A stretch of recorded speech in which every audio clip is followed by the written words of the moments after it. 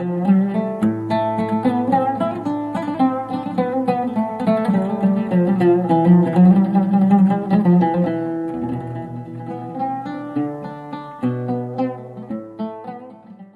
الله الرحمن الرحيم الحمد لله والصلاة والسلام على رسول الله وعلى آله وصحبه ومن والاه. بینەرانی بەڕز و خۆشەویستی کەناڵی ئاسمانی پەیام، ئازیزانی بەرنامەی بەفەڕ، سەلام و ڕەحمات و بەرەکەتی خوای گەورەتان لەسەر بێ. خۆشحاڵ و شادمانین کە خوای گەورە دەرفەت و تەمەن و ماوەیدان کا لە ئاڵقەشتری تازەی بەرنامەی بەفەڕ بە خزمەتی ئێوەی بەڕز و خۆشەویست گەشتینەوە. دەخوازین و دەپارڕێنە کە خوای گەورە لە پیت و فڕ و بەرەکەتی خۆی بێبەشمان نەکە، ڕاگیر و بەردەواممان کە. ئازیزان، لا تەوری ئەمجارێ بەرنامەی بەفەڕ باسمان لە باسی مانگی شەعبانە. ئاخۆ مانگی شەعبان لە چیەوە هاتیە؟ بۆ مانگی شەعبان ئەوەندە گرنگی پێدراوە؟ ئەو عیبادەت و پەرستشانە چینکەوە پێغەمبەری خوا صلی الله علیه وسلم تێیدا ئەنجامی داوە، هاوڵان و سەلەف زیاد گرنگیان پێداوە. لە پایچی شەعبان ئەوە گەورە کراوە و هەروەها ئێمە چۆن بتوانین لە مانگی شەعبانە ئامادە سازێکی جەستەیی و ڕۆحی بکەین لە برەوەی بتوانین لە مانگی پیرۆزی ڕەمەزانە بە ڕۆحێکی ئارام و بەدڵێکی ساچینەوە لە خزمەتی خوا دابین بۆی کە ئەدای فەرز و واجب و هەروە سونەتەکان بکەین لە مانگی پیرۆزی ڕەمەزانە بە شێوەیەکە بتوانین خوای گەورە لە خۆمان ڕازی بکەین. خوای گەورە شەعبانمان لێ مبارەکات و بە مانگی پیرۆزی ڕەمەزانیش بە خێر و سەلامەت مانگەێنێ و هەموو لایەکمان موفەقە ئینشاءالله. خۆشەویستان، دەمانەوێت لە خزمەتی مامۆستایەکی زۆر ئازیز و بەڕێز و خۆشەویست، بەڕاستی من بەس بە حاڵی خۆم زۆر یعنی خۆم بە مشەڕەف ئەزانم، دڵخۆشم کە لە خزمەتی زانایکی وا پایبەرز کە ئێمە پێیانەوە سەربەرزین بەڕاستی لە خزمەتی دینی خوادان، ئەوان ئەهلی عیلمن بە مانای کەلیمە، لەگەڵ ئەوەی کە ئەهلی عیلمیشن و داعی و بانگواز خوازشن. خوای گەورە تەمەنیان درێژکە، تەمەنیان باقیکە و عاقبەتیشان بەخێر بجێڕی ئینشاءالله تعالی. جەنابی مامۆستا مەلا زرار گرتچی پێشنەژ وتارخوێنی مزگەوتی مەدینەی منەوەرە. مامۆستا جان، سەلامی خوای گەورە لەسەر بێ، زۆر بەخێر بێ. سلامی خوای لەسەر جەنابش بێ. وعەلەیکوم سەلام و ڕەحمەتوڵڵاهی و بەرەکاتوهو. خۆشحاڵین کە بێکەوە و چەند دەقەیە دابنیشین و خۆشحاڵتر لەوەی کە بە خزمەت بینەرانی کەناڵی پیامی بەڕێز بگەینەوە، خزمەتێک بە مسلمانان بەگشتی و بە تایبەتی بە بینەرانی ئازیزیان بکەین. زۆر خۆشحاڵین. باسمان لە باسی شەعبانە، بەڵام بەردەوەی بێمە سەر پرسیارەکانی تر حەز دەکەم پرسیاری وکەم ئەخۆ هەر ئسمی یان ناوی شەعبان لە چیەوە هاتووە و هەروەها بتوانین پێناسەیەکمان لێ بکەی ئەخۆ زیاتر حاڵی بین تا بڕۆین سەر پرسیارەکانی تر ئینشاءالله. بسم الله الرحمن الرحيم الحمد لله رب العالمين حق حمده والصلاة والسلام على خير خلقه محمد وآله وصحبه أجمعين. دوباره سپاس و ستایشی زۆر بە پەروەردگاری جیهانیان و رب العالمین و دوباره صلوات و رحمەتی زۆر بەرژێ بەسەر جانی پاکی پێغەمبەری نێردراوە و تکرای زیان. بەنسبەت پێناسەی ناوی شەعبان مانگەکان بەگشتی و شەعبانیش لەگەڵیاندا بێ یان ڕۆژەکان، ئەو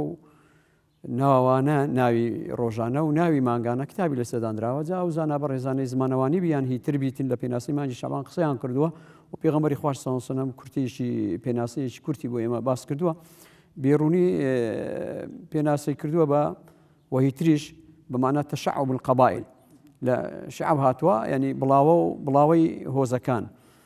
بڵاوەی هۆزەکان بۆ چاکسازی. جادوو بڵاوە و چاکسازییان تێدا باس کردووە. بڵاوەیەک بۆ پیاکردنی بژێویژیان وەک ئاو و خۆراک و ئەوانە با بڵین، بڵاوەیەکیش بۆ هێرش و ئەوانە، ئەوەیان بەپەسند نەزانیوە. بەڵام لەوەی باشتر هێندێک لە زانانی سەردەم ئەوەیان باس کردووە لە تەشەعب الئەغسان، ینی بەستی توانەوە ڕەبتیان کردووە بە کەش و مەناخ و ئەوانە، چۆن لە کوردەواری بۆ نمونە مانجی لە مانگەکانی زام پێ دەڵێ بەفرباران، گەڵا ڕێزان. دیارە کە ناوندراوە مانجی شەعبان بەو ناوە لە بەهاردا بووە. بڵاوەی گەڵا و کەڵی دارەکان، بڵاوەی گەڵا و کەڵی دارەکان، ئەو معنایانێ لێداوە. ئەهلی عرفانیش زانایەکی بەڕێز عەبدوڕەحمان سەفووری پێناسەیەکی زۆر جوان دەکات، دەڵێ شەعبان پێکاتوە لە 5 پیت، پیتی شین شەرەف و گەورەیی، عین علو بەرزی، لە علو بەرزیە، بەمانە بەرزی علو بە عەرەبی لێکداتوە العلو والبەرزی، با لە بیر و چاکەیە، ئەلف لە ئولفەت و تەبایو بێکەوە ژیانە، نون لە نور و ڕووناکاییە. پێغەمبەری خوا صلی الله علیه و سلم پرسیار دەکات، دەزانن شەعبان بۆ ناونراوە شەعبان؟ ئەتەدرون لما سمي شعبان؟ ئەوان وەڵام دەدەنەوە الله ورسوله ئەعلەم، خوا و پێغەمبەری خوا دەزانن بۆ مانای چییە. پێغەمبەری خوا صلی الله علیه و سلم يتشعب فيه الخير الكثير، خێر و بێر و چۆن بەرنامەی جنابتان بەرنامەی فەڕ و پیت و بەرەکەت و خێر و بێرێکی زۆری تێدا بڵاو دەبیتەوە لەو مانگەیە ئەوش پێناسەی ئەو لە پێش پێغەمبەری ناوی لێنراوە بەڵێ مانگ بەر لە پێغەمبەر سەڵسەلەم ئەو ناوانە هەبووە بەڵێ ئەمە دەڵێن بیستمانەکە مانجی شعبان پیرۆز و گەورەیە ڕێزدارە ئاخۆ گەورەی و ڕێزداری و پیرۆزەکەی مان شعبان لە چیدایە؟ مانجی شعبان یەک لە پیرۆزی و گەورەیەکانی ئەوەیە کە پێغەمبەری خوای سەڵسەلەم بە مانگێکی ینی هەوڵی داوای کردووە پاڕایتەوە کە خوا پیت و بەرەکەتی تێبخە گریمان لە سەنەدی حەدیسەکەی نیە بهێز نەبیتن فەضای العمل ئیش پێ دەکرێت اللهم بارك لنا في رجب وشعبان وبلغنا رمضان دعاء پیغمبر وصل في صالح او بخوا پیتو برکت بخا مانگی رجب وشعبان مان او مانگی نو مانجی رمضان او ایکک لا رزدار کانه و رزی شي هر گرینگیش کا راس رب العالمین لا شاد ماری ما له مکاتک لما نزیکتره بلام نزیکی رحمت و برکاتی لا تایبت من یکی هی لما شعبان ولا نيو راسكي شوي شوبراتي رحماتي دادا بزي ونيداو بانغوازي بۆ بەندەکانی لێ دەدا چێ داوای لێ خۆشببوون لێ دەکات لیان خۆشم چێ داوای مەسەرەن هەر ئەوات ئەوە چی هەبی نەخۆش بی یان داوای لێ خۆشببوون بی ئەوە چی ئەوەش ڕێزێکی تایبەتمەندی شعبانە بە دابەزینی ڕەحماتی ڕەب العالەمین و هەروە پێشەنگێکیشە پێغەمبەر سەڵسەلەم بەخۆی سەحابە ڕێزەکان بە مانگێکی پێشەنگ و پێشوازی ڕەمەزانیان لە قەڵەم داوە بۆ نمونە پێغەمبەری خوای سەڵسەلەم لە شعبانە پێشوازی لە ڕەمەزان کردووە ئەیوهە الناس مثلا وتاری بۆ داون خەڵچینە ئەوە مانگێکتان لە پێشە مانگێکتان دێتە پێش سێبەرتان لێ دەکەم بە پیرتان مانگێکی مبارەک و پیرۆز و بە پیت و بەرەکەتە و هەروەها خانەوادەی پێغەمبەر سەڵسەلەم سەلەفی ساڵح ڕێزیان لە مانجی شعبان ناوە و شعبانیش ئەوەندە بەسە کە پێغەمبەری خوای سەڵسەلەم بە مانجی خۆی لە قەڵەم داوە ڕەجەب مانجی خوایە شعبان مانجی پێغەمبەرەوە شعبان و شەهری ڕێزی لێ دەنێن بەرێ و ڕەمەزانیش مانجی ئومەتی پێغەمبەری صلی الله عليه وسلم ئەوانە هەمووی هۆکارێکن کە بەڕاستی دەتوانین بڵێن چۆن مانگەکان هەمویان بەڕێزن لای ڕەب العالەمین بە تایبەتی چوار مانگەکە کە لە نێو ئایەتی کدا ئاماژە پێ دەکا منها ئەربعة حرم چواریان ڕێزدارن ڕێزێکیشان ئەوەیە کە شەڕ و هەرا و کوشتن و کوشتاری تێدا نەبووە لەگەڵ ئەو چوارش دەتوانین بڵێن شعبانیش بەڕاستی بایەخێکی زۆری پێدراوە و ڕێز و پیرۆزێکی لەناو ئەوەی ئیسلامدا هەیە. باش ئێستا من بۆم هەیە پرسم باشە لەبەر چی بۆ پێغەمبەری خوا صلی الله عليه وسلم ئەوە ڕێزداری کردو باسی کردویان ئەوە ڕێزدار کراوە؟ پێغەمبەری خوای صلی الله عليه وسلم وەڵامێکمان دەداتەوە جا احتیمالە وەڵامی تریش هەبیتن ئوسامە دەژێڕێتەوە ڕزای خوای لێبێ حەدیسەکە حەسەنیشە نەسائی هێناویەتی پرسیار لە پێغەمبەری دەکا لەم ئەڕەکە تەصوم من شهر من الشهور دەڵ ئەی پێغەمبەری خوای نابینم لە هیچ مانگێک لە مانگەکان بە ڕۆژوو ببی وەکو لە مانجی شعبان بە ڕۆژوو دەبی یعنی لە مانجی شعبان دیارە پێغەمبەری بینی وەسەڵسم لە هەموو مانگەکان زیاتر بە ڕۆژوو دەبیتن ئەو پرسیارە لێ دەکات پێغەمبەری خوای دوو ئەو هۆکاری باز دەکاتن یعنی بە دوو وەڵام ذاک شهر يغفل الناس عنه بين رجب وشعبان ئەو مانگێکە خەڵک لێی بێ ئاگایە لەبەرەوەی دەکەوتە نێوان ڕەجەب و ڕەمەضان بین رجب و ڕەمەضانە ڕەجەب لەبەرەوەی ئەشهور الحرمە مانگە چوار مانگە ڕێزدارەکەیە مانجی خودداشە بەڵێ مانجی خودداشە ڕێزی لێ دەنین بایەخی پێ دەدەن ڕەمەزانیش لەبەرەوەی فەرزە و مانجی ئومەتە ئەو مانگە وەشی بڵێ هەست پێ کردووە کە خەڵکانێک فەرامۆشی دەکا یا فەرامۆشیان کردووە و هۆکاری ئەوەش دەگەڕێتەوە لەبەرەوەی عیبادەت و خواپەرستی لە کاتی غەفڵەت و بێئاگایی بەڕاستی زۆر پیرۆزە زۆر پیرۆز و گەورەیە گەورەیەکی لە پێغەمبەری صلی الله علیه و سلم ئاواتی ئەوە بە نوێژ عیشای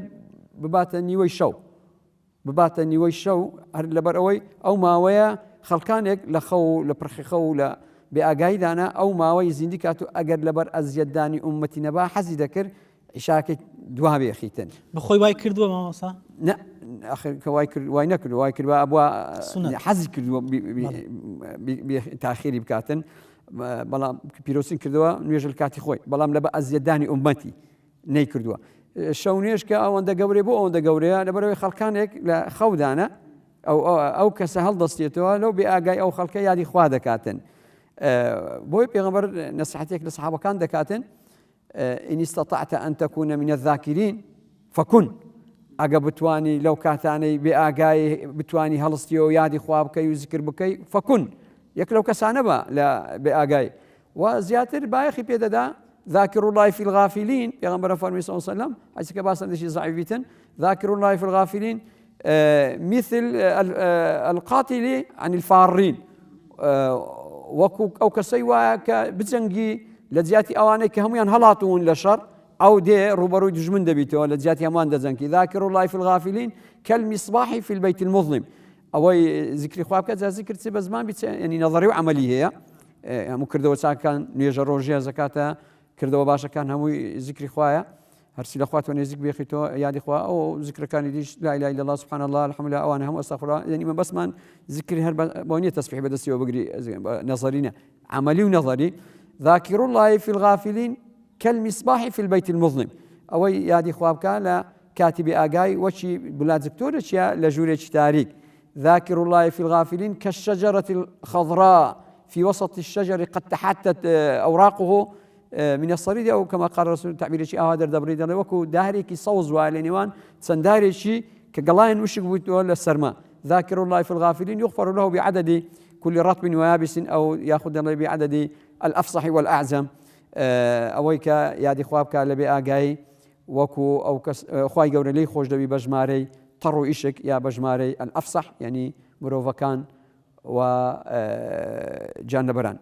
بەڵێنێک وەڵامەکەی دووەمینی پێغەمبەر صلی الله علیه و سلم دەفەرمیتن یەکەم دەڵێ خەڵک لێبی ئاگا دەکەوتە نێوان ڕەجەب و ڕەمەزان ئەوەکەی دری دەڵێ شهر ترفع فيه الأعمال إلى رب العالمين وأحب أن يرفع عملي وأنا صائم مانگێکە راپۆرتی تێدا بەرز دەکرێتەوە بۆ رب العالمين کەمە بەس پێغەمبەری صلی الله علیه و سلم راپۆرتی ساڵانەیە و پێم خۆشە راپۆرتی من بە ڕۆژوەوە بەرز بی لەبەر ئەو دوای زیاتر ڕێزی لێناوە مامۆستا پرسیار لێرە دروزەی بمبورە ئەو کەسانی کە شەونێژەکەن خەڵکان غافلن لە غەفڵەتی خەودان بۆن منە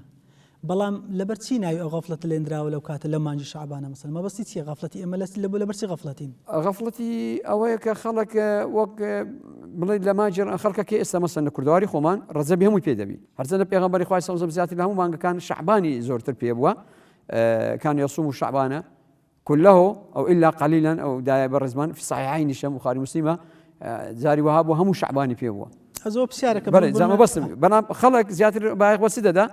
شعبان خلق بس برسالي لاني وكيدك راس انا رمضان رمضان كان يعني ما مثلا شعبان تسيلو هي أن بس برسالي شو كيدك أن راسك پیغمبر خوای سوزانی خلقانك والله هم شعباني في هم رجبي في دبي رمضان فرض دبي هر بيبي أو لا فراموش ذكاتن أو أشهر الحرمة لبروي برلا إسلاميش مشركان رزيان لناوا زنجان تدا راقرتو كشتاريان تدا نكردوا رمضانيش بخوت زاني ما جدا بزيني قرآني فيروزا أو ما قد كيت أو دوي وش بري خلقك لي بأعاده بي ويان وإصلاحاتك تدافك يا بي أو لا يكردي أو لا فراموش بكاتن باشا پیغمبر صلى الله عليه وسلم چۆن گەورەی ڕاگرت يعني ئەو عیبادەتانی کەوا تێی مختص کردووە لە مانجی شعبانە چی بوون فەرقی هەبوو لەگەڵ مانگەکانی ترە ئەوەی کە تایبەتی کردبی پێغەمبەری خوای صلی الله علیه و سلم بە شعبان تازە گوتمان حدیثی صحیحین بخاری مسلمە کە پێغەمبەری خوا دایە عایشەش لەمان دەجێڕێتەوە زیاتر شعبانی لە هەموو مانگەکان زیاتر پێ بووە كله هي لا إمام مسلمي إلا قليلا شيء وزاناني بالرزيج دفرمون الرزي بيغمبر صلى الله عليه وسلم وشعبان زياتر ببروجوبون بوا ببروجوبون تدا قرتن بوا جا دفرمون بو زياتر لهمو خوا برستيكان روجوي هالبجارديا مثلا نيجي الله بجاردوا روجي هالبجاردوا يعني حج الله بجاردوا روجي هالبجاردوا والله ما كان هي دفرمون لبروي غير مسلمان برلا إسلام أواي مشركو بتبرستو كافر هل زور كافر كي هبوا برلا إسلام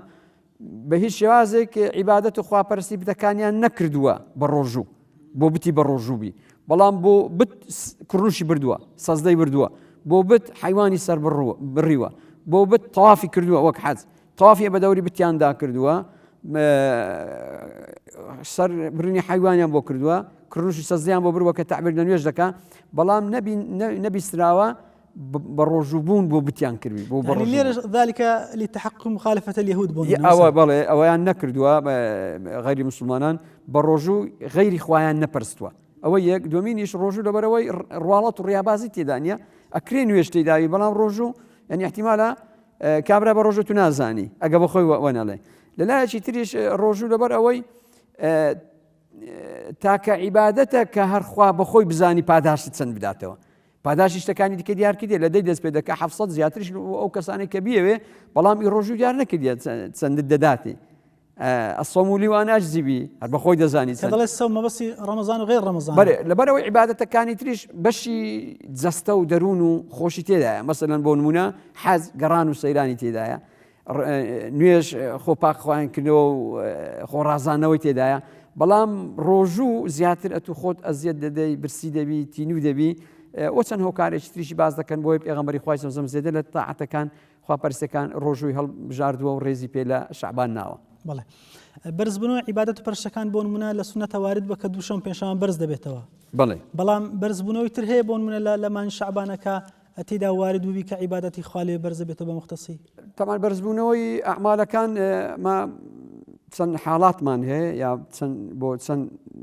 چێ بەرز دەبیتەوە بەرزبوونەوە و پەخشکردن بۆ ڕەب العالەمین هەیە جەل جەلالوه بۆ پێغەمبەر صلی الله علیه وسلم بە تایبەتی بۆ پێغەمبەران پەخشکردن بۆ مردوەکانمان دایک و بە تایبەتی و گشتی هۆز و عەشیرەت و پەخشی خۆشت دەکرێتەوە ینی مەبەست لەو بەرزبوونەوەی مامۆستایانی عیبادەتەکانی لە بەخوای بەرز دەبێتەوە یان بەڵێ بۆ جەناوت باز دەکەم تەمان خوای گەورە پێویستی بە پەخش و بەرزبوونەوە نییە بەڵام کە سونەتێکی ئیلاهیە چەند حاڵاتێک هەیە تێدا بەرز دەبیتەوە لەبەرەوەی خوای گەورە یعلەم سرەکم وجهرەکم نهێنی و ئاشکرا هەموو ئاشکرایە لەکن ڕەب العالەمینی ئەوەی نییە ويعلم خائنة الأعين وما تخفي الصدور أتسي لتساوى وازاني كأجاي ليني يكسي لتساو وما تخفي الصدور أو تويرين أو ضليش أجاي ليا بلام كسنتي شي رب العالمين دايناوا أما برزبونوي ساتي من هي لحظات برزبيتوا إليه يصعد الكلم الطيب والعمل الصالح يرفعه أو مش ساتك برزبيتوا اشتباك بيروز بسود زاد سكردوا بي قفتار بي سكردار بي برزبيتوا لرب العالمين فوريش مان هي فوري زانان باز دكان بحديث كي بيغمبر صحيحه كبيغمبر خوي صلى الله عليه وسلم خوش ببيشي نيورو لزوال چوار كعتي بك او زياواز لەگەر چوارەکەی پێشی نیۆڕۆی دەفەرمی دەرگاکانی ئاسمانی تێدا دەبیتەوە ینی وەک بڵێن ڕەفعی فەوری پێدەرێن دەمودەست پێم خۆشە لەو کاتەی عملێکم تێدا سەرکەوی هەر بەخۆش ناڵێ لە زەوالە بۆ منە لە زەوال کەڕاهەتی هەیە بەڵێ نە ئاخر زەوال تیپەڕیە دەرێ قبل الظهر بەوە زەوال بووە دەمان کە بانجی نیۆڕۆ دەدا زەوال و مەوال نامینێ بەڵێ جا پێشی نیۆڕۆی چوار کەعەت ئەوە دەرێ دەرگاکانی ئاسمانی تێدا دەبیتەوە زانان جیاوازی دەکەنەوە لە چوارەکەی پێش نیوەڕۆی دەرگاکانی ئاسمانی تێدا بیتەوە پێم خۆشە کردەوەم تێدا بەرز بیتەوە کردەوەی بەرزبوونەوەی ڕۆژانەش هەیە يتعاقبون فيكم ملائكة بالليل وملائكة بالنهار فرمودي بيغمبري صحيحة لا نوجي بياني ولا نوجي عصر كودا بنوا طبعا اواني بابلين لنوجي بياني شو برزبيتو روج ديتن لنوجي عصري روج برزبيتو شو ديتن رب العالمين اللي عنده برسيتشون بند كان تان جهيلا دفرمون وشي تسوين هر نوجي عندك وشي داتي نوجي عندك لا خوا برسي دابون يعني اوي روجانيا دووشەم و پێنجشەمیشمان هەیە حەدیث صحیح لەسەر کە پێغەمبەری خوای صلی الله علیه و سلم پێشەمانە دووشەمان پێ بووە و پرسیاریان لێکردووە بۆمان ڕوون دەکاتەوە کە بۆ پێنجشەم دووشەم بە ڕۆژ دەبی لەبەر ئەوەی تعرض الأعمال على الله يوم الاثنين يوم الخميس روجاني بيشم ودوشم لحفتي بيدرين رابورتي حفتاني بيدرين برزة بيتون رب العالمين خواي جورا لا مسلمان خوش دبي إلا مشرك وهر قصيدة ثانية إن الله لا يغفر أن يشرك به ويغفر ما دون ذلك مشاحنش ئەوانی ڕخوچینیان لەناو دڵیدا بەرامبەر بە مسلمانان یا بەرامبەر بە خزم و کەسوکاری لەسەر شتێکی کە شایستە نەبی ڕخوچینەی لێ هەڵبگریتن ئەو دوانە ئەنظر هذین حتا يصطلح ئەو دوو مشاحینەکان ئەو دوانە واز دەبینین ئەوەی زیاتر مەبەستی ئێمەیە بەرزبوونەوە لە ئەوەی بەرزبوونەوەی فەوری هەیە بەرزبوونەوەی لەحەزات هەیە بەرزبوونەوەی ڕۆژانە هەیە بەرزبوونەوەی هەفتانەمان هەیە بەرزبوونەوەی ساڵانەمان هەیە أوش تايبته بمانجي شعباني كبيغمبر حديث كش حسنة شهر ترفع فيه الأعمال إلى رب العالمين وأحب أن يرفع عملي وأنا صائم مانجيكا كردويتي دا برزبيتو زانانيش تصنيف يعني كردو أو برزبان خروجش برزبيتو ساتيش برزبيتو حفتاش برزبيتو أوان يعني وقت تصنيف يعني كردو رابورتي كي سالانيتي دا برزبيتو لرب العالمين خواي جورا بتساوي رحمة تماشاي بندكاني دكاو صحيفة أعماليان وردقري ئەوەی بێوێ لی خۆش دەبی تەنیا ئەوانەکە زیای کردینەوە ئەوەی کە پێغەمبەر صلی الله علیه و سلم پێغەمبەرانی شەیە صلی الله علیه و سلم حدیث کەرسەن ضعیفیشە کە پێغەمبەر فەرمی حیاتی وماتی ئەوە حەسەنە مردن و ژیانم هەر بۆ ئێوە خێر و بێرە تەمان خێر و بێری ژیانەکەی ئەو ئیسلامەوە و ئەو پەیامە پیرۆزە بۆ ئێمەی جێهاڵاوە برنەکەشی لە فەرمی کردەوەکانتانم پەخش دەکرێت ئەگە کردەوەی باش بوون حەمید الله عەلەیهی سوپاسی خوا لەسەرەکەم ئەگە کردەوەکان خراپبوون ئیستەغفرت الله لەکم داوای لێخۆشبوونتان دەکەم و پەخشی پێغەمبەرانیش دەکرێت على الأنبياء پێغەمبەر فەرمی صلی الله علیه و سلم لە حەدیثێکی ترا ئومەتی پێغەمبەر صلی الله علیه و سلم ئومەتی پێغەمبەری پەخشی پێغەمبەران دەکرێت دەرێ پێی دڵخۆش دەبن ڕویان دەگەشێتەوە بە کردەوە باشەکانیان ئەگەر کردەوەکانیان خراپبوو داوای لێ خۆشببوونیان لۆ دەکەن یا دەفەرمونون خوایە نیان مرێنی هەتا هیدایەتیان دەدەن و پەخشی مردیەکانیش دەکرێت بە تایبەتی دایک و باوکمان ئەوانیش بە هەمان شێوە ئەگە کردەوەکان باش بوون ئیستەبشە ڕوخەنی خۆش دەبن دڵیان خۆش دەبی دەگەشێنەوە وەک پێغەمبەران ساڵسامی خوای گەوریان لەسەروی ئەگە کردەوەکان خراپ بوون دەڵێن خوایە نیان مرێنی هەتا هیدایەتیان دەدەین هەر وەکو هیدایەتی ئێمە داوە جا بە تایبەتی پێغەمبەر لە ئاخرەکەی دەفەرمی ترسی خواتان هەبی لا تؤذوا موتاكم بسيئات أعمالكم ترسی خواتان هەبی مردیەکانتان جات پێغەمبەران بن سەڵات سڵامی خوای گەوریان لەسەر ڕۆحیانەتیان بەمە ئاگادارە هۆز و عەشیرەت سی داک و بابمان بێ ئەزیەتیان نەدەین بەکردەوە خراپەکان هەنی مەوەس لێرە ڕۆحیانەتیان ئاگاداری ئێمە هەم داک و باب هەم پێغەمبەران سەلامی بەڵێ ئەرواح زیندووە بەڵێ بەس باسی ئەوە دەکەی کە دوعاش لە بۆمان دەکەن ینی پێغەمبەران دوعا لە بۆ ئێمە دەکەن بەزبان حاڵیان بەرێ ئەو ڕۆحە بەزبان حاڵی دوعا دەکاتن خوایە نەیمیرێنی هەتا هیدایەتی دەدەی پێغەمبەری خوای ئیستەغفرت الله لەکم داوای لێ خۆشببوونتان لێ دەکەم ئەوە سەرۆکی ڕاستەقینە ئیسلامە کە نەبە زیندی نەبە مردی واز لە مسلمانان ناینی 1400 ساڵە 1400 ساڵی دیکەش بیتن پێغەمبەر واز لە ئومەتی ناینی ئەوە قیادەیە بە مردیش دوعان لێ دەکات لە ناو گۆڕی لە خەمیاندایە خۆشحاڵە بەکردەوە باشەکانیان بە چاکسازەکانیان لۆیان دەپارێتەوە خوایە لێیان خۆشببی بە خراپەکانیان نەکەی نەکوچی ئێستا سەرکردەکانی وڵاتی ئیسلامی بەگشتی زای وڵاتی مەبی یا وڵاتەکانی تربی لە ماڵی دانیشتێ و کۆش کەس نایبینی هاگاشی لە میلەتی نییە دارایی و هاتە و ئەوەی چەکاوچی لێ دێتن ئەوە ئەو پێغەمبەر سەڵسەڵام ناو گۆڕیش ئاگای لە تووە لە ناو قەبرەکەش وازنی ناینی داوای لێخۆشببوونت بۆ دەکاتن صلی الله علیه وسلم ئەوەی کە زیاتر تەکیدی لێ کردوتەوە پێغەمبەر صلی الله علیه وسلم بەڕەسەن کە باستان کرد ڕۆژوە ئامۆژگاری جەنابی مامۆستا لە بۆ ئێمەی ئومەت ئاخۆ ئەوە پازدەمان تێپەڕاند لە ڕۆژی جمعە بۆ نمونەما دەکەوینە 315 کەوەش نسفە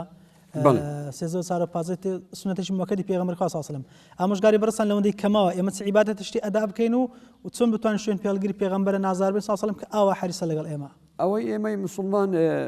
ولكم في رسول الله أسوة حسنة بيشنجي إيمي بيغمبري خواه صلى الله عليه وسلم عليكم بسنتي وسنة الخلفاء المهديين الراشدين داما لذلك شوين كوتي بين شوين كوتي صحابة برز كامل بتابة الخلفاء الراشدين و يكلا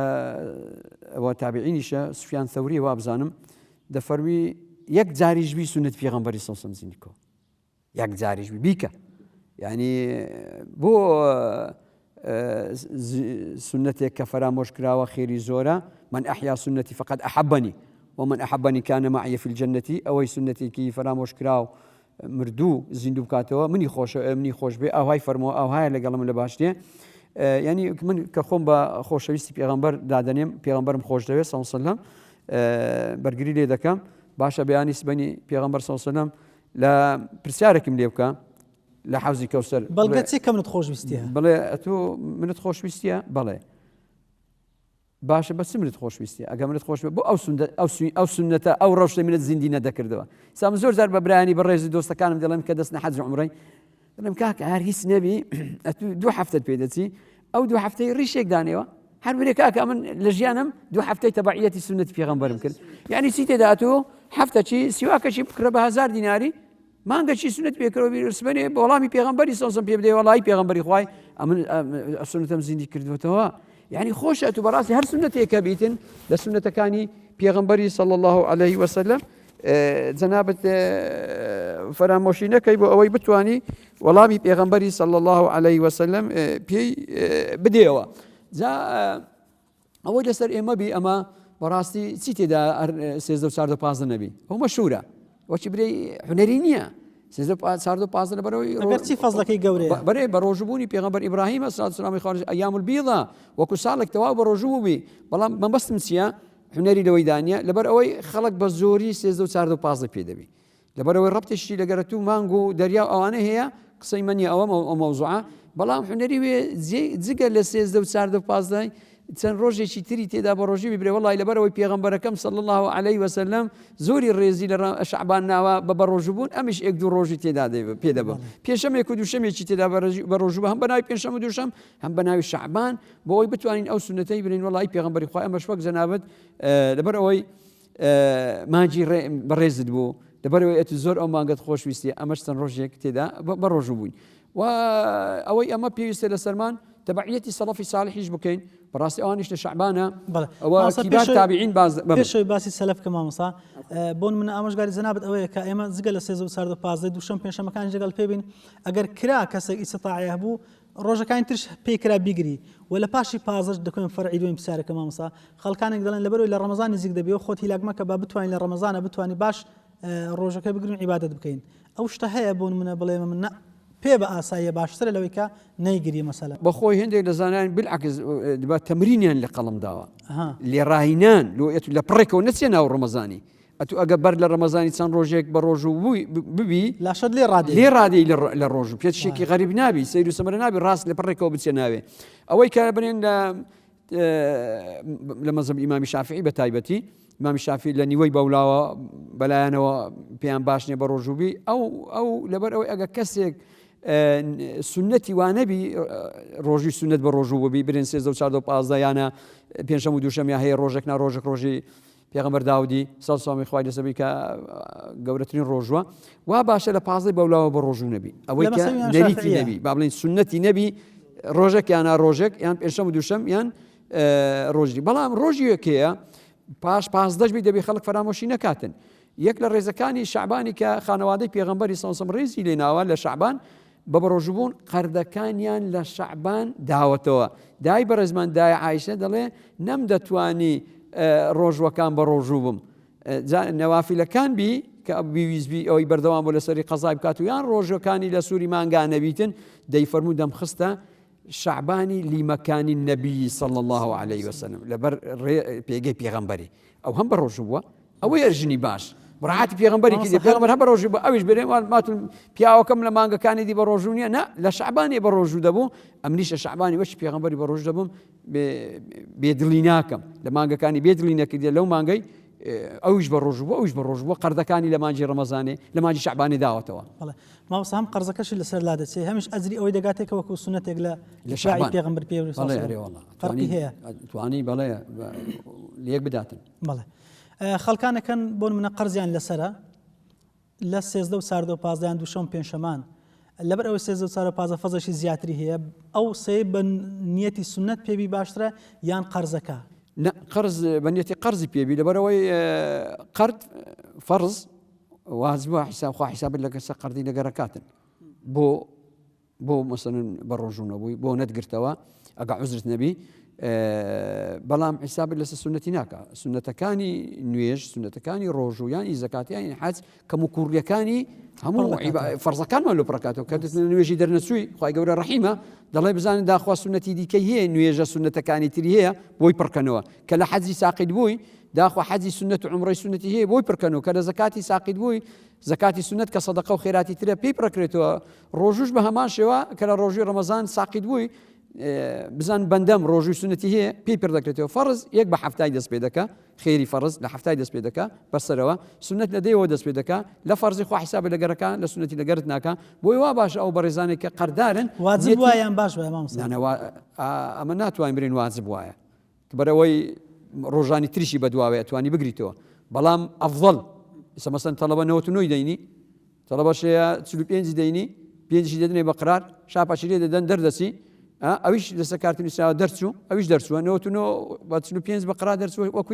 وەکو یەک نییە فجەنابێت 13 و 14 و 15 ئەگە بتێ بە ڕۆژی بقەردار بینێتی قەردی لێبینە خێری 13 و 14 و 15 کەشت دەگاتی ئینشاءالله بەڵێ دەست خۆش مامۆستاجان بێنە سەر ژیانی ئەهلی سەلەف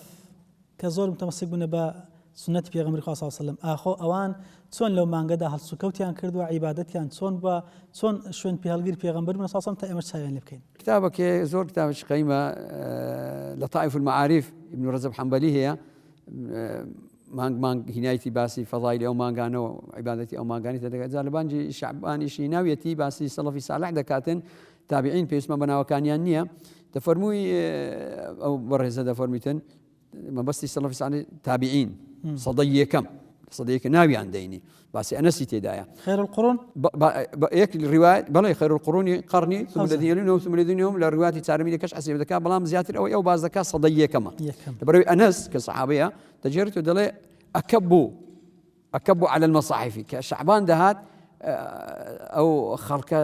دەکەوتە سەر قورئان خوێندنەوە یعنی دیارە لە هەموو مانگەکان زیاتر بایەخیان بە خوێندنەوەی قورئان دابی لە مانگی شەعبان بووە هەتا ناویان ناوە دەڵێ ناویان شەهر القوڕا ئەوەندەی قورئانی تێدا بخوێندنەوە ناوی خوێنەرانی قورئانی پیرۆز مانجی خوێنەرانی قورئانی پیرۆز دەفەرمی هەبووە لە سەڵەفی ساڵح دوکانێکی قەپات دەکرد بەس خەریکی قورئان دەبوو لە مانجی شەعبانی و هەبووە سەڵەفی ساڵحیش لەو سەڵەفە ساڵحانە زەکات لە هەر مانگێکی بدەی دەبیتن لەو کاتێکە بەسەریدا دەسوڕێتەوە بەڵام زیاتر دیارە کاتی خۆش وە ئێستاش دەگەدابی خەڵک زیاتر دێخیتە ڕەمەزانی لەبەرەوەی لە ڕەمەزانێ پاداش خێرەکەی زیاترە بەڵام دەڵێ هێندێک لە سەڵەفی ساڵح زەکاتی ماڵ و سامانیان پێش دێخست وەک تەقویەک و بەهێزکردن لە خەڵکانی نەدار و هەژار تا بتوانن خۆیان پێ بەهێز بکەن ئامادە باشیان لۆ بکەن لۆ ڕەمەزانێ ئیدای بەڕێزشمان جەنابەتەمان باس کرد کە ئامادە باشیان هەبووە بە قەردانەوە بەرلەوەی بگاتەوە ڕەمەزان لەبەرەوەی ئەگەر عوزرت نەبی سەڵەفی ساڵح هەبووە قەردەکانیان لە شەعبانی داوەتەوە چکە ئەگە عوزری نەبی تو ئەگەر بەنێ ڕۆژێک کچکاندووە لە ڕەمەزان ئەگە ساڵێکیش بە ڕۆژوو بی ئەو ڕۆژێ پڕ ناکاتەوە پێغەمبەر فەرمی هەر کەسە ڕۆژێک لە ڕەمەزان عەمدەن بە ڕۆژوو نەبی یەک ساڵ لە زیاتی بە ڕۆژووبی پڕ ناکاتەوە بەڵام هەر ڕۆژوەکت لەسەرە ڕۆژێک بەرامبەر بە ڕۆژێک دەگریەوە وازبەکەت لەسەر وازبەکەی بەڵێ بەڵام ئەگەر گەیشتەوە ڕەمەزانێ هیچ عوزری شەرعیت نەبوو قسەمان دەدایکە بە ڕێزەکان نییە ئەوانەی سکیانەیە ئەوانەی شیردەرن بەڵێ إن الله وضع عن الحامل والمرضع الصوم خوای گەورە ڕۆژووی لەسەر شیردەر و سکدەری هەڵگرتیا ئەوەی نەخۆشە عوزری هەیە ومن كان مريضا أو على سفر فائدة من أيام آخر يعني أقر نخوشي دريش خاين هر في دي دات قسمان لوانانية والله آمن توانام هي روجوكي بقرموا بروجوكم نقرتي تو هيك عذري كشرعي من أبوا دبي غرامج بدم كجيش رمضاني دبي باش رمضاني روجوكش بروجوبم أو يك ودبي كفارتش بدم وەک غرامەیە کە تاخیرم کردی لە کاتی خۆی نەمگرتووە ئەگەر بۆن من ئەو ڕەمەزانە پێی نەدراوە دوو ڕەمەزان سێ ڕەمەزان بەسەری تێپەڕی هەرێک غرامە دەدا کەفارەتەکە بە مەزەبی مامی شافعی چەند ساڵی تاخیر بی هەندە غرامەی دەدا ئەز خەڵک دەگەڕ ڕاست ئێمە شافعین بەس دەڵێ خۆ فلانە مەسەبیش دەڵێ هەریەکە دەیدەی ئەوە دەبی کامی بکە بۆ قسەی جوانە قسەی مامی شافعی خەڵک بە غرامەی پەیوەست دەبی وەک ئێستا ئەوڕۆ مەسەڵ بری قانون ئەو هاڵێ سەمەسە باسی ئەوروپای دەکەن دەڵێ با یەک سەعات کارەبا بگژێتەوە بزان چی دێدیتن کە ئەو پابەند بوونەی خەڵکی ئەوروپی خەڵک پێی سەرسام بووە حسابی غەرامەیە دەبا یی خۆشمان لێرە مەسەڵەن لە سزا دەچی با دەڕواتن مەسەڵەن بەوە نونە بن ڕزگاری بڕۆ لەسەر هەشتای دەڕوا لێرە تا دەگاتە نزیک پردەی دەبیتەوە کە گەیشتە بن پردەکەی لەسەر 45 دەڕوە کاکەنەوەشنەوە لەسەر 6 دەگری ئەو لەسەر 45 دەڕوە ئەگە غرامە نەبی بۆ لەسەر ئەڕوا لێرەش ئەڕوا زیادە هەیە مەسەڵی 100 مەسەڵ ئەو 120 110 بۆ دانای 100 بۆ دانای 8 بۆ دانای کە لە 150 دەڕوە بەڵام چێک کە گەیشتەکەن کامیرەکەی نووسرایە کامیرە ئەوە کمە کاتەوە ئینی غرامەکەەوەی لێ دەکات پابەندبی ئیمامی شافعی غرامەکەی کە دانایە ڕەحمەتی خوای لێ بخواری مامی شافعیش نییە هیچ تریشی لەگەڵدایە ئەو غرامە لۆی پابەند بیجارەچکە غەڕەتەی نەکە ئەو ئەدەبی نەکاتن کە لو تاخیر کردکە گە عوزرت قەی ناکەم لەگەرت داین کە عوزر پاساوت نییە بۆ تاخیری دەکەی فێر دەبی دوای لە وازبەکەی فێر دەبی دوای وازبەکەش ناکە ینی وردە سز دەبی بەرەو سستی دەباتن دەمێ ڕوونتر بی مامۆستا ئەگەر ساڵی بەسەردا سوڕاوە کەفارەت دەدا وانە ئەدی ئەگەر 2 ساڵ 3 ساڵی بەسەردا سوڕاوە دوو کەفارەت سێ کەفارەتی دا چەند ڕەمەزان بسوڕێ ئەوەندە دەی ئەگە عوزری نەبووی لەگرتنەوەی ئەگە لە بیری چی عوزرە بەڵێ پارەی نییە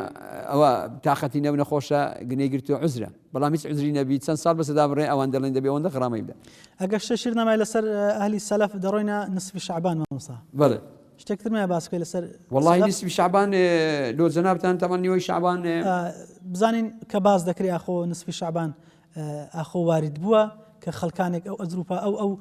تایبەتمەندی پێدەدەن لە حەدیسە هاتووە یان نایان کەیفێتەکە چۆنە پێمان بڵێ مەمنونتین نیوەی شەعبان قسەمان لە پاز دەکەی نییە کە پازە بە ناوی پازدا أيام البيضة بلان فرمودي كي إمامي رواه الشيخان هي إمام مسلمين بتني شيخانة بيغمبري خواه صلى الله عليه وسلم فرمي ببياوشي دالي هل صمت من سرر هذا الشهر شيئا قال لا فإذا أفطرت من رمضان فصم يومين مكانه سرر لازماني عربي سرة بآخر مانجي لقلم ددن آخر مانجي ناوەڕاستیشی لە قەڵەم دەدەن هەردوو معنای هەیە بقسەمان لە ڕای جیاوازی زانایانی زمانەوانی چییان بەهێزترە بەڵام ئەو معنایشان لێداوێتەوە هەل سومتە من سەرەڕی هذا الشهر شيئا لە نێوەڕاستی ئەو مانگەی ئیس ڕۆژێکت گرتووە دەڵێ نەخێرەی پێغەمبەری خوا ئەفەرمی پاش ڕەمەزانی کە تەواوی تو ڕۆژی لە زیاتی بگرەوە جا قسەیان لەسەر کردووە بەڵێ ئەوە احتیمالە ڕۆژی نەزر بوو بیتن نەزری کردووە نەیگرتوەوە قسەمانەوەی نیە بەڵام ئێک لە ئیستینباطاتەکانیش کە ظاهری حەدیثەکە لێ بگرین ئەتوانین بڵین بایەغدانە بە نیوەی شەعبانی ئەوە خاڵی دووەم حدیثی دیکەمان هەیە ئەگەر صحیحش نەبی هەرچەندە ئیبن حیبان هەندێک حدیثی لەو بارەی صحیح کردووە بەڵام هەرچەندە هێدیکی تر بە حدیثەکانی لەبارەی نیوەی شەعبان بە ضعیفیان لە قەڵەمداوە بەڵام ئەگەر گریمان با بڵین بە ئیبن حیبانیش نەکەین بڵین حدیثەکانی صحیحە بهێزیش بن فضاء جمهوری زاناین فضاء الأعمال إيش بيذكرك لحديث كان في فرمي قوموا ليلها وصوموا نهارها شوكي زندي كانوا بروجكي بروجوبا سيدي دا زنابت روجك صار دبي سبينكي باز دبي بله شوي باز دي شوي باز بله أول شوي نيوي شعباني شوي باز دي ولا كردواري خوش مان أجر أويه بشوي براتي ناودبان أم شوي براتا شوي خوشي وخلاته ومن دالان دقرن أو هم وقت خوي بلاش نقول أو براستي يعني مقسما گۆرانیەکەی نیە بەس نەسیحەتە چ تێدایە ئەوە چی تێدایە کە ئەوەی نەریتی کوردەواری پێشان منداڵان دەگەڕان بە شەوی خێر و خەڵاتە ئێمە چۆن بتوانین لەو خێر و خەڵاتە بێبەش نەبین بکەین بێبەش نەبین پێغەمبەری خوا لەو حەدیثە سەنەدە زائیفە دەفەرمی شەوەکەی زیندی بکەنەوە و ڕۆژەکەی بە ڕۆژوو بن زانایانی بەڕێز بابینە سەر چیان کردووە لەو بارەی سێ ڕەیان هەیە زانایانی ئەهلی شام دوو ڕەیان هەیە جومعە شەموو دەکا بێوانە بڵێ جومعە شەموو یەکشەم ئەوانە ئەوە سێزە و چاردە پاز پێبین لە شەوی پازدەکەی شەوەکەشی زیندوکەین شەوەکەشی زیندوکەینەوە بەرێ ئەو بۆ ئاگاداری مینەران باسم کرد بەرێ چاردە لەسەر پازدەی شەوی پازدەی نەکە ئەوڕۆ پازدێ شەوەکەی ئەبیتە شازدە کە لە عەرەبی لە ڕۆژ ئاوابوونی ئەکەویتە ڕۆژی دوایی کە ڕۆژ ئاوا بۆ بانگی مەغریبیدا بەسم برین ئەو ئێستا بانگی مەغریبی بداتن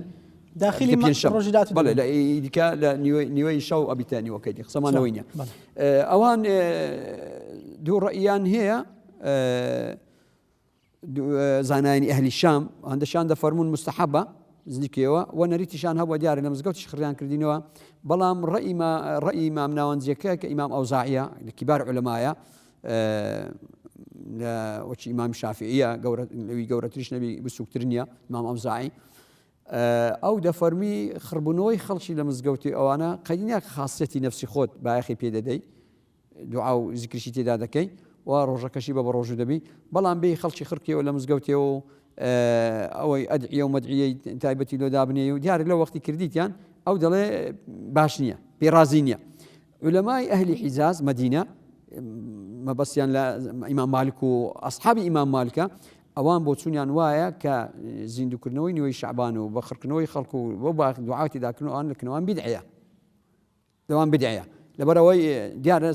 ئەو شێوازەی کە خەڵک کردوێتی عەلەنی نەکرێ بەڵام لە بینی خۆت و خوا عیبادەکان ئەو شێوازێک کە بۆیانیان باس کراوە بۆ ئەهلی حیجاز ئەهلی شام ئاو هاکەن ئەوان پێیان بدعە بووە لەبەر ئەوەی پێغەمبەر و سەحابەکان نەیان کردووە بەڵام زانایان ڕەئی ئیمام ئەوزاعیان پێ ڕەیەکی جوانە ڕەیەکی وەسەتە نەبە بدعەی دابنین ئەوەندە تون نەوەچی خەڵکانە چیش بینین بیکەینە شعارەک و خەڵکی خڕکەینەوە لە مزگەوتی و دوعاج تایبەتی لۆن پێکەوە بخوێنەوە شەوەکان نە ئاواش نە هەتوو کاکە لە خۆت زیکری تێدا دەکەی ڕۆژەکەی بە ڕۆژوو دەبی قەید ناکە نەواش ڕەئی ئیمام ئەوزاعی ڕایەکی جوانەوە و ناشتوانی برین سەڵەفی ساڵح بایەخیان پێ نەداوە سەدەی یەکەم بایەخیان پێداوە و لە هەر سەدەی یەکەمیش هەبووە لەگەڵدانە بووە ئەو زێدەڕۆیەی لەبارەی شەعبان و مەبەستمان نیوەی شەعبان بکرێتن باسی تەوزیعکردنی عمر و تەمەن و ڕزق و بابەتانە دەکرێت لە نسفی شەعبانە ئەسلی هەیە ئەوە لەیەک لە ڕێزەکانی شەعبان و گەورەی لا سورة دخان كذا فرميت بسم الله الرحمن الرحيم حاميم والكتاب المبين أنزلناه في ليلة مباركة إنا كنا منذرين بل إن أواد فرمون إنا أنزلناه في ليلة مباركة عندك لا راس الرأي هرهر بجاردو بهيز ابن عباس كبار صحابي تدايك إن أنزلنا في ليلة مباركة ليلة القدر رمضان. ناو رمضان بەڵام ئەوانەی ترکە با بڵێن دەڵێن شعبان نافەرمونون في ليلة مباركمانە قورئانمان لە ناو ليلة مبارك شەو بەراتی هێناریتە خوارێ ئەفەرمونون فيها يفرح كل أمر حكيم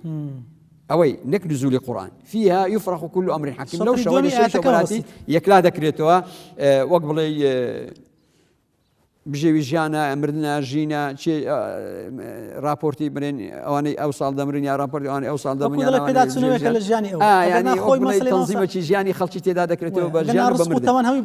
هەموو براوەتەوە بەس بەچی بڵێ پێشە چێکە ئەو ساڵ چێە ئەو ساڵ چێە دەمری زیندوو مردوو با بڵێم ژێوی ژیان لەو بوارانە کەس هەیە لەو خێر و پیت و فەڕ و بەرەکەتی ئەو نسبی شعبانەیان بڵێن شعبان بەگشتی بێبەش بێ چۆن بەپێی حەدیسی پێغەمبەری صلی الله علیه و سلم حەدیسەکان جا سەنەدەکانیشان ضعیف بی یەکێکیان لەوانە دەفەرمیتن خوای گەورە لە شعبانی دادەبەزی بڕەحەماتی پێغەمبەری خوای صلی الله علیه و سلم دێتە خواری ئاسمانی دنیای چێ داوای لێ خۆشبوونم لێ دەکاتن لێ خۆشبووم چێ داوای ڕزق و ڕۆزیم لێ دەکاتن چێ هەر کەس ئاواتەکی هەیە خوای گەورە لە بەندەکانی خۆش دەبی مشریک ئەو قسەمان ئەسەنیە ئەوی کافر شەرنی هەر مشریک بی پێغەمبەر هەندێک خەڵکانی دیکە باز دەکاتن مشاحینی دەینی زۆر زەخت لەسەر مشاحینی دەکا ئەوانەی حقد و يدعو أهل الحقد بحقدهم يدعو أهل الحقد بحقدهم ئەوانەی ڕقوچینیان لە ناو دڵیدایە ئەوانە باز ماوەشمە زۆر کەمە بەس ئەو ڕقوچینە هەیە لە دڵیتی بەڵام چاوەڕێی تۆ لەو ئینتقام ناکە بەس بەخۆی لە کەسێکی بەرامبەر بێتاقەت بووە ئەو شەر دەیگرێتەوە ڕقوچینەی مەزانی چۆنە مامۆستای بەڕێز ئەمن ئەگەر ڕقم لە یەکەچی بیتۆ لەبەر خوای قەیدی ناکە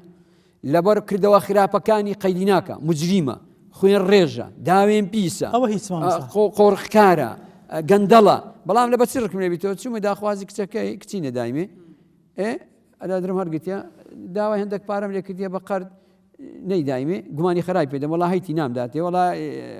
درۆی دەکا کچی ئەیکرد نامداتێ یانە چوومە ماڵی نهات تۆ ماڵم یعنی ڕق و چینەی خەڵکی ئەوڕۆیانی لەسەر چیانی لەسەر خوایە نەبەخوای لەسەر پێغەمبەریە صلی الله علیه وسلم لەسەر پێغەمبەری تەنگاوە بیرشی لێویتەوە لەسەر خوای ناڵێن نییە بەڵام لە سەتی نەوەتی لەسەر هەوا و ئارەزوو و شەهواتی نەفسی خۆی هەڵگرتیە کاکە 12 ساڵ بوو هاتووی پلچینە دەکرد لۆ برام هاتووی وەڵا خزمەچی نەدەکرد عەفوەن 12 ساڵ بوو هاتووی خزمەچی نەدەکرد خزمی لە پێشیشی بوو بۆ کاکە وەڵا نایتە تازەی پورم ماشەڵڵا نایتە تازەی پورم 12 ساڵ بوو خۆی لێ ڕاگر بوو فمشاحین ئەوە یەک داوێن پیسەکان ئەوانەی بەلاشەی خۆیان ینی پارەی بەلاشی خۆیان پێدەکەن ئەوی ئافرەتی داوێن پیس ئەوانەی تەتەبوع عەورات الناس دەکەون عاری خەڵکی دەکەون وقتلة الأنفسشی نا پێغەمبەری خوای صلی الله علیه و سلم ئەوانەی بکوژن بکوژی شەرەوە نییە ئەتوو مەسەلەن گولەکی لە تەبری سەری دێ بکوژی معنەویشمان هەیە ئەوانەی خەڵک لە دارایی دەکوژن ئەویش بکوژن يحشر الحكارون وقتلة الأنفس في صف ئەوانەی احتکاری قوتی خەڵکی دەکەن دارایی خەڵکی دەخۆن معاش قوتی خەڵکی دەخۆن احتکارەوە نیە هەندێک گەرم و من و خەرجی خڕکەوە خەڵک نان نەبی بخوا نا تو قوتی خەڵکی هەرچی پێویستی ژیانی خەڵکی قوت بژێوی ژیانی خەڵکی هەمووی ئیدخارکەی خەزنکەی لۆ خۆت و خەڵکی لێوێ بەشکەی ئەوانش بکوژن يحشر الحكارون وقتلة الأنفس في صف لەگە بکوژەکان لە یەک سەفی کۆ دەبنەوە جا بکوژەکان دەینی ئارەخۆرەکان دەینی و داوێن پیسەکان دەینی و زیاتر ئەمە مەبەستمان ئەوەیە خەڵک ئەتا بۆی بکرێتێن لەو مانگە پیرۆزەی سینێ خۆی پاکاتەوە ناو دڵی خۆی ئەگەر کوچینە چیە بەرامبەر خزمەتی بەرامبەر بە مسلمانەکی جیرانەکی چی تێدا لۆ خی تەواضع بکە من تەواضع لله رفعه الله خی گەورە بەرزی دەکاتەوە پێی لە نەفسی خۆی بنێ بە تەلەفۆنەکی لەگە دەکاتن ئەحاڵەشی دەپرسیتن ئەوەی بێبەش نەبی لەو ڕەحەمات و پیرۆزیەی نیوەی شعبانی ئینشاءالله خی گەورە هەموو لایەکمان بەبەر ڕەحەماتی ئەو مانگەی دێخیتن بە تایبەتی نیوەکەی و بەرزمان دەکاتەوە راپۆرتی ساڵانەمان ئینشاءالله بە بەرزی بەرز دەبیتەوە پشتیوان بەخوای حەزێت مادای زۆرمان دەکردی هەروتەش لەبۆ بەجێ دێ لەمە دواوتت حەز دەکەم مامۆستا زیاتر مەشڕە بێنە وتەکانی زەناتانە دواتر کۆتایی پێدێنم ئەگە شتێک نایی بڵێ لە خزمەتی واللهی ئەوەی شتن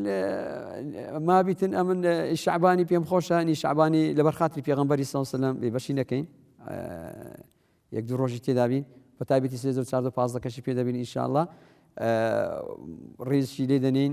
لەبەرەوەی پێغەمبەری خوای سەسم ڕێزی زۆر لێنا داواش لە خوشکە بە ڕێزەکان دایبە ڕێزەکانمان دەکەن ئەوانەی قەردارن و مسلمانانی تریش ئەوانەی کە قەردارن هەوڵ بدەن لەو مانگی قەردەکانی خۆیان بدەنەوە ئەوەش وەک ڕێزێک ئەم ڕێزە و ئەم قەردەکانی خۆشیان دەدەنەوە و ئومێدمان وایە شەوەکەی زیندوی بکەنەوە یعنی بەڕاستی فرسەتە لەبێ ئاگایی نەژیان بکاکە بە شەوی شەعبان شەوی پازدەکەی تەڵەن کەناڵەکان تەلەڤیزیون و مەلەڤیزیۆنی بگوژێنەوە با لەگەڵ خوای بن موبایل و ئەو شتانە دابخان تا بەیانی هەیە تا بەیانی دەپۆبژی و لەو شانەدانە تا بەیانی خەریکی فەیسبووک ئەو شتانەیە کاکەدا شەوەچش لە ژیان تا ئەو شەوەی لەوەی پێغەمبەری خوای پێی خۆش بووە خۆ پێغەمبەری خوای بەڵێنی لێ خۆشبوون و بەرزی هەموو شتەی سەروەری هەموو پێغەمبەران بووە ئەو زا دەڵێ ئوحیب ئەن یورفع عەمەلی وأنا صائم ئەم پێم خۆشە راپۆرتی ساڵانەیە کاکە چێ دەرێ ختمی لێ نادری ئاخیرە ئاخیر زۆر ئەساسە چێ دەرێ ئاخیر کردەوەش نابی ئاخیر کردەوەی ساڵت با بەرز بیتەوە بە ڕێزەوە بە باشیەوە بەرز بیتەوە بە ڕۆژەوە بە زیکرەوە بە قورئان خوێندنەوە چێ دەرێ خوای گەورە ڕۆژەکانی تریش بە قوربانی ئەو شەوەی ناکاتوی ئەو ڕۆژەی ناکات و هەمووی ئینشاءالله ختمی خێرمان بۆ لێ دەداتن پشتیوان بە ڕەب العالەمینی زۆر سپاس خوای گەورە پاداش بە خێرداتەوە جەنابی مامۆستا ئێوەی بەڕێزی بداتەوە ئیدینێرە بە ڕێزەکانیش زۆر سپاس مامۆستا لازرارگرچی پێشنێژی مزگەوتی مەدینەی منەوەرە خوای گەورە پایدار کات تەمەنت باقا لەسەر خێری لەگەڵ ئێوەی بەڕێز و بینەرانی ئازیش لە خۆشیدا بن هەر لە بەرزیدا بن خالد ڕازی بیاخوا بەڵێ بینەرانی بەڕێز و خۆشەویست تا ئێرە لەگەڵتان بۆ پێشکەشکردنی ئەڵقەی جارێ بەرنامەی بەفەر خوای گەورە شەعبانمان لێ پیرۆز و مبارەکاتن و بە مانجی پیرۆزی ڕەمەزانیش بمانگەێنێ و موفەقمان کا بۆی بتوانین بە شێوەیەک لە خزمەتیدا بین بتوانین ڕەزامەندی خوای گەورە بەدەست بێنین تاکو دیدار بە خوای گەورە سپاردن. السلام علیکم ورحمة الله وبركاته.